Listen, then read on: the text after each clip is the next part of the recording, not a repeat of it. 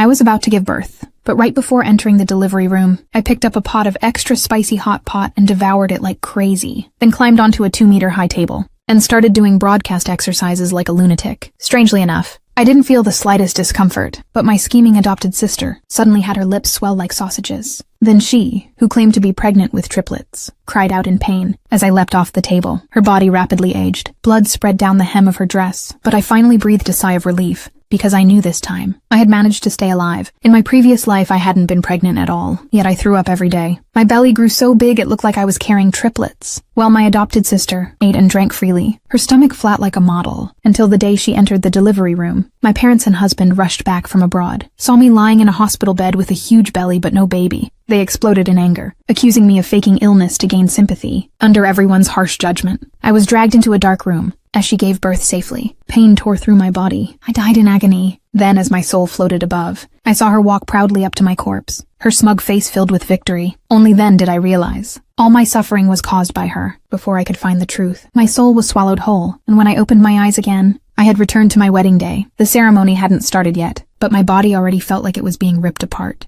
I ran into her room, caught her entangled with my husband. To stop history from repeating itself, I went to a friend from med school, asked for a box of birth control pills, and swallowed 3 bottles in one go. But a month later, I still had pregnancy symptoms. Then my mother happily waved a test result, said my adopted sister was pregnant, with triplets. I turned pale, still I grabbed my own pregnancy test. And when I saw 2 red lines, I nearly collapsed. Just then, my husband appeared with a birthday cake, but the moment I smelled the cream, I threw up violently. Meanwhile, she brought home a new man every day, watching with a smile as I was tortured. Then she finally dropped the act, mocked me, said I deserved to be bullied by her. But when she heard my husband's voice, she quickly helped me up, then viciously punched her own belly, and fell to the ground pretending to be in pain. Unbeknownst to everyone, her pain was being transferred to me. My clueless husband saw it all. Without a word, he slapped me hard and rushed to hold her, his face full of concern. My parents arrived soon after, knowing she carried the richest man's child. They glared at me and said, if anything happened to that baby, I would pay with my life. But I was already on the floor in agony, begging my husband to save me, only to be kicked aside. She pretended to plead for me, but as soon as she turned around, she punched herself again. I nearly passed out from the pain. Several hours later, I dragged myself to the hospital. The doctor looked at her test results and froze. Her belly was flat despite carrying triplets, while mine was enormous despite supposedly not being pregnant. When my parents and husband arrived, they took one look at me, and their faces turned cold. They said I was an embarrassment to the family, and cursed that I must be carrying another man's child. But when she was wheeled into the delivery room, I calmly ordered an extra spicy hot pot. Everyone thought I'd gone mad, but I ignored them, downed a spoonful of hot oil. She was the one screaming in pain. I sneered, finally